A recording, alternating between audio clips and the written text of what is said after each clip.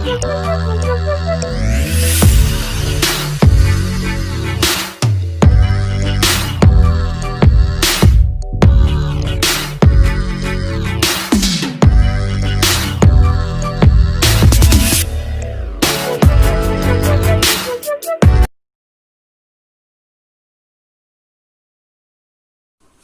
Students, national inter college की तरफ से संचालित ऑनलाइन क्लासेस में मैं देवेंद्र त्रिपाठी आप सभी कक्षा 12 के विद्यार्थियों का एक बार फिर से बहुत बहुत स्वागत करता हूं। स्टूडेंट्स, हम लोग जो टॉपिक पढ़ रहे थे वो मैक्सिमा एंड मिनिमा है और आज उसी टॉपिक को हम लोग फर्दर प्रोसीड करेंगे। आप लोग देखिएगा कि जो ये लैंग्वेज के क्वेश्चंस हैं इनमें किस तरीके से क्वेश्चन पूछा जाता है, काफी ध्यान से आपको समझना होगा। तो यहाँ पर हमें क्वेश्चन दिया गया है कि 18 सेंटीमीटर भुजा के टिन के किसी वर्गाकार टुकड़े के प्रत्येक कोने पर एक वर्ग काटकर तथा इस प्रकार बने टिन के फलकों को मोड़कर ढक्कन रहित संदूक बनाना है। हमारा काम ये है कि हमारे पास एक टिन का टुकड़ा दिया गया है जो कि वर्गाकार है। इसका मतलब उसकी सभी भुजाएं कितनी है स्टूडेंट्स? 18 सेंटीमीटर है। सभी भुजाएं उसकी 18 सेंटीमीटर है। हमने क्या किया, हमने इस टिन के टुकड़े को रख के और इसके चारों कोने से एक वर्ग काट लिया है। जिस तरीके से आपको यहाँ पर दिखाई दे रहा है, ये एक वर्ग हमने काटा है और ये वर्ग सभी कोने से काटा जाएगा। जो इस वर्ग की भुजा होगी वही इस वर्ग की भुजा होगी, वही इस वर्ग की भुजा होगी और वही इस वर्ग की भुजा होगी। मतलब समान लंबाई वाले 4 वर्ग काटे गए हैं चारों कोने से। अब क्या किया गया, जो वर्ग काटे गए उनको तो काट के निकाल दिया गया। अब जो ये हमारे पास बीच का पोर्शन बच रहा है, जो ये बचा हुआ पोर्शन है, इसको हमने मोड़ के एक संदूक बनाया है और ये संदूक जो है उसके ऊपर ढक्कन नहीं लगा हुआ है, ढक्कन रहित संदूक है ये। तो इस प्रकार से अगर इसको हम मोड़ के संदूक बनाएंगे तो आप बात को समझिएगा। ये अगर हम और हमें क्या करना है, ये संदूक बनाने के बाद में हमसे पूछ रहा है कि काटे जाने वाले वर्ग की भुजा कितनी होगी जिससे संदूक का आयतन उच्चतम हो। अब ये इंपॉर्टेंट बात है कि संदूक का आयतन कितना कैसा होना चाहिए, उच्चतम होना चाहिए। तो आप मान लीजिए कि जो भुजा है वर्ग की काटे गए वो x है। तो अब समझिएगा, x यहां पर ये निकल जाएगा, x इधर से निकल जाएगा, तो जो बीच में हमारी लंबाई बचेगी वो 18 माइनस 2x हो जाएगी। इसी तरीके से x इधर से निकलेगा, x ये निकल जाएगा, तो ये लंबाई भी कितनी हो जाएगी, 18 माइनस 2x हो जाएगी। तो जब आप मोड़ कर इसको बनाएंगे तो इसकी जो ऊंचाई होगी संदूक की वो हो जाएगी x, लंबाई 18 माइनस 2x और चौड़ाई भी 18 माइनस 2x हो जाएगी। तो हम लोग लिख लेंगे कि हमने माना कि जो वर्ग की भुजा है, काटे गए वर्ग की जो भुजा है वो कितनी है, x सेंटीमीटर। तो जब हमने मान ली कि ये भुजा x सेंटीमीटर है, तब जो बनाए गए संदूक की लंबाई होगी, बनाए गए संदूक की जो लंबाई होगी वो कितनी हो जाएगी, 18 माइनस 2x सेंटीमीटर। इसी तरीके से अगर इसकी हम बात करें चौड़ाई की, तो संदूक की जो चौड़ाई होगी वो भी हो जाएगी 18 माइनस 2x सेंटीमीटर और इसकी जो ऊंचाई होगी वो हो जाएगी x सेंटीमीटर। अब हमें क्या करना है, हमें संदूक का आयतन उच्चतम दिखाना है, तो हम उसके आयतन को मान लेंगे v। तो हमने माना संदूक का जो आयतन है, संदूक का आयतन वो कितना है, v। अब अगर संदूक का आयतन v है तो ये घनाभ बनेगा, संदूक जो होगा वो घनाभ के आकार का होगा। तो इसलिए जो v होगा वो बराबर लंबाई गुणे चौड़ाई गुणे ऊंचाई से, तो ये हो जाएगा 18 माइनस 2x गुणे 18 माइनस 2x गुणे x। अब इनका हम मल्टीप्लाई करेंगे। मल्टीप्लाई करने के लिए आप इसको थोड़ा सा सॉल्व कर लीजिए। यहां पर आप -2 कॉमन ले लें, -2 यहां पर कॉमन ले लें। तो यहां जब आप -2 कॉमन लेंगे तो हमें मिल जाएगा x माइनस 9। यहां जब आप -2 कॉमन लेंगे तो यहां भी मिल जाएगा x माइनस 9 इंटू एक्स। अब -2 और -2 का गुणा हो जाएगा, अच्छा x और x minus 9, x minus 9, x minus 9 का स्क्वायर, तो ये कितना मिल जाएगा, x square minus 18x plus 81। x से अंदर आप गुणा कर दीजिए तो ये हमको मिलेगा x cube minus 18x square plus 81x। अब हमें क्या करना है, हमें इसको उच्चतम दिखाना है। तो जो भी फंक्शन हमें उच्चतम दिखाना होगा हम उसको 2 बार डिफरेंशिएट करते हैं। फिर फर्स्ट टाइम जो डिफरेंशिएशन होता है हमारा उसको हम 0 के इक्वल करेंगे और सेकेंड टाइम जो डिफरेंशिएशन होगा उस पर x की वैल्यू रख के हम चेक करेंगे कि हमारा जो आयतन है वो कब हमको उच्चतम मिल रहा है और कब निम्नतम मिल रहा है। तो सबसे पहले हम क्या करेंगे, x के सापेक्ष अवकलन करने पर, तो x के सापेक्ष अगर हम अवकलन करेंगे तो हमको dv अपॉन जो dx होगा वो कितना मिलेगा, एक्स क्यूब का हो जाएगा 3x square minus 36x plus 81।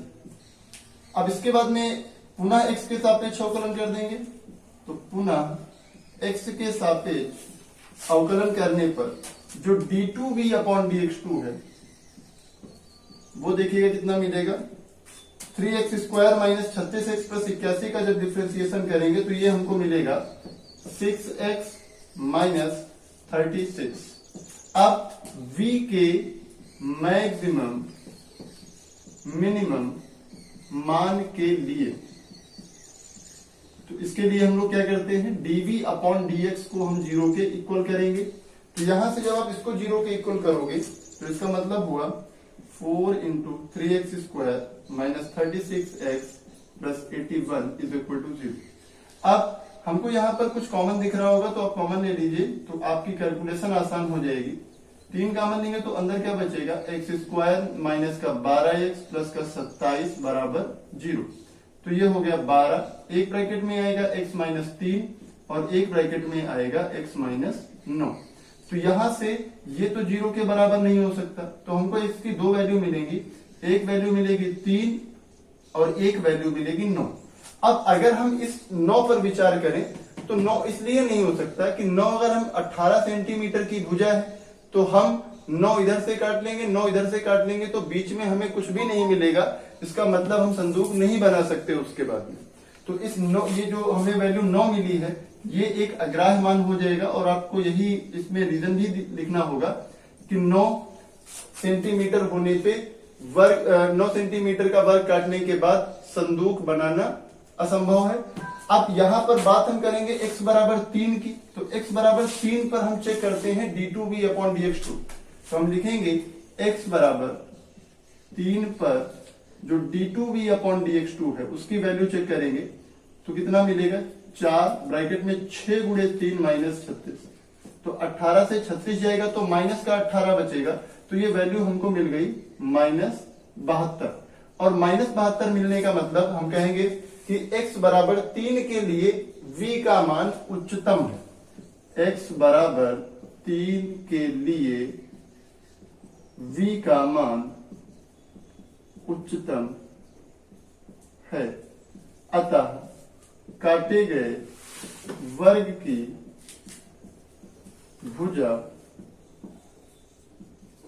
बराबर 3 सेंटीमीटर।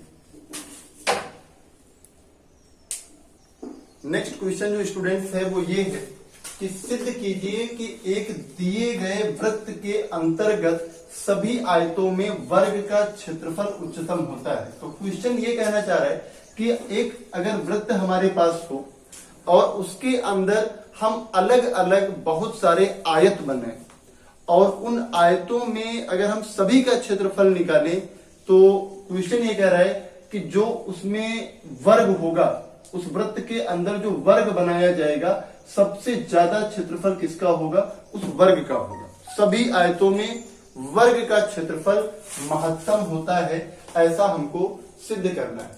तो स्टूडेंट्स हम लोग क्या करेंगे, हम लोग यहां पर मानेंगे कि माना r त्रिज्या के वृत्त के अंतर्गत आयत ABCD है जिसकी लंबाई x तथा चौड़ाई y, ये हमने मान लिया। अब आप समझिएगा, यहां पर ये आयत हमारे पास ABCD है, लंबाई x है, चौड़ाई y है। आयत में प्रत्येक कोण 90 डिग्री होता है, तो आप आराम से समझ सकते हो कि जो BD होगा वो इसका व्यास होगा, तभी 90 डिग्री हो सकता है अर्धवृत्त में बना हुआ कोण। अगर ये व्यास होगा तो त्रिज्या अगर r है तो इसका व्यास कितना हो जाएगा, ये BD पूरा 2r। तो हम यहां से कह सकते हैं कि जो वृत्त का व्यास है वो कितना है स्टूडेंट्स, 2r। अब एक बात यहां से आप ये भी समझिएगा कि ये कोण है 90 डिग्री, तो हम ये भी कह सकते हैं कि त्रिभुज BCD में, या आप ऐसे कहें समकोण त्रिभुज BCD में अगर हम पाइथागोरस प्रमेय लगाएं तो जो BD का स्क्वायर होगा, BD का स्क्वायर वो बराबर होगा BC square plus CD square के। तो यहां से क्या मिलेगा हमको, 2r square is equal to BC का मान है y, तो y square plus x square. तो हम कह सकते हैं 4r स्क्वायर बराबर x square plus y square. अब स्टूडेंट्स हम लोग क्या काम करेंगे, हम लोग मान लेंगे कि इस आयत का जो क्षेत्रफल है वो a, तो माना, या आप यहां पर a डैश मान लें क्योंकि a हम क्वेश्चन में मान चुके हैं, तो माना आयत का क्षेत्रफल a डैश है। अब क्या करेंगे, a डैश होगा क्या, आयत का क्षेत्रफल जो होता है वो लंबाई गुणे चौड़ाई होता है, तो a डैश बराबर जो हुआ वो x गुणे y हो गया। अब एक चीज स्टूडेंट्स ध्यान रखिएगा कि यहाँ पे जो हमें दिया गया है वो x स्क्वायर और y स्क्वायर दिया गया है, यहाँ पे हमारे पास x और y है। अगर यहाँ से हम x या y का मान इसमें पुट करें तो जो हमें वैल्यू मिलेगी वो थोड़ा कैलकुलेशन हमारी टफ होगी। तो हम एक काम ये करेंगे, छोटा सा काम करना है, आप a डैश का स्क्वायर कर लें तो ये मिल जाएगा x स्क्वायर y स्क्वायर। अब इससे बेनिफिट हमें क्या मिलेगा कि यहां से हम x स्क्वायर या y स्क्वायर की वैल्यू आसानी से यहां पर पुट कर पाएंगे। दूसरी चीज ये है कि a डैश का स्क्वायर अगर मैक्सिमम होगा तो a डैश भी मैक्सिमम होगा, इसमें कोई डाउट नहीं है। अगर a डैश का स्क्वायर मैक्सिमम होगा तो a डैश भी मैक्सिमम होगा। तो यहां से जब हम वैल्यूज में पुट करेंगे तो a डैश स्क्वायर बराबर x square into y square की वैल्यू यहां से पुट करेंगे तो 4r square minus x square, तो a डैश स्क्वायर बराबर 4r square x square minus x की पावर 4।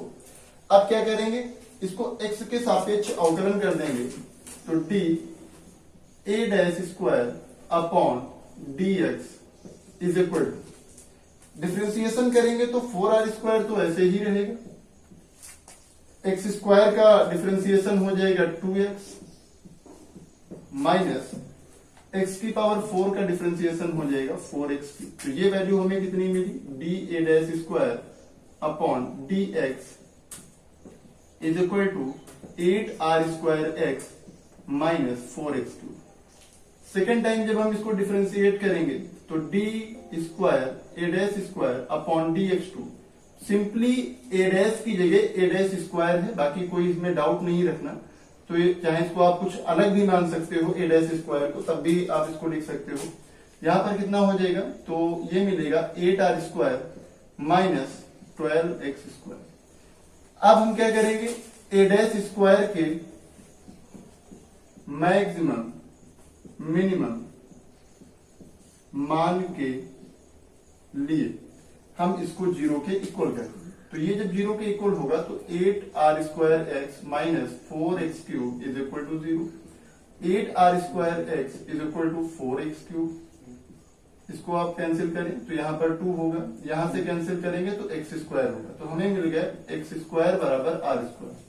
अब x स्क्वायर बराबर r स्क्वायर के लिए हम चेक करें, या x बराबर r के लिए कि ये कैसा हमको मिलेगा। तो अगर हम यहां पर ये वैल्यू पुट करें, ये हमें मिला है 2r स्क्वायर, एक्स स्क्वायर बराबर हमको स्टूडेंट मिल क्या मिलेगा 2r स्क्वायर। तो क्योंकि एक एक्स यहाँ पे कैंसिल होगा तो इधर बचेगा एक्स स्क्वायर और यहाँ बचेगा 2r स्क्वायर। तो ये वैल्यू जब हम इसमें पुट करेंगे, सेकेंड जो ये हमें दिया गया है, तो यहाँ पर आप देखिएगा क्या मिलेगा, यहाँ पर हमें मिलेगा 8r square minus 12 into x square की जगह जब आप 2r स्क्वायर पुट करोगे तो ये 12 गुना हो जाएगा 24, तो ये हमको मिलेगा माइनस का 16r स्क्वायर। ये कैसी वैल्यू है? निगेटिव वैल्यू है। निगेटिव वैल्यू होने का मतलब कि एक्स स्क्वायर बराबर 2r स्क्वायर के लिए a डैश स्क्वायर क्या होगा? उच्चतम होगा।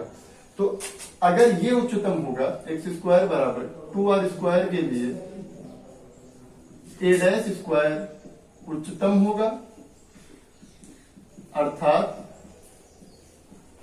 a डैश भी उच्चतम होगा। तो अगर एक्स स्क्वायर बराबर 2r स्क्वायर के लिए a डैश स्क्वायर उच्चतम होगा, तो अगर a डैश स्क्वायर उच्चतम होगा तो a डैश भी उच्चतम होगा।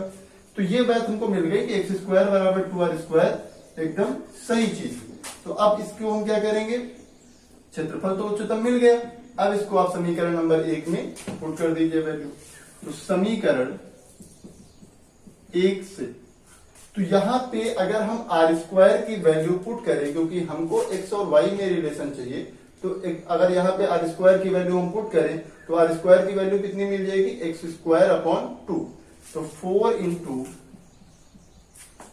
r स्क्वायर की value x square upon 2 is equal to x square plus y square. ये कैंसिल हुआ 2, एक्स स्क्वायर इधर आके घट जाएगा तो एक्स स्क्वायर बराबर वाई स्क्वायर, एक्स बराबर वाई। और ये हमने आयत की मानी थी भुजाएं एक्स और वाई जो कि आपस में बराबर है। अगर आयत की भुजाएं, संलग्न भुजाएं बराबर होती हैं तो वो क्या होता है स्टूडेंट्स? एक वृत्त होता है। तो काफी इजी क्वेश्चन है, थोड़ा सा ध्यान दीजिएगा, आपको अच्छी तरीके से समझ में आ जाएगा।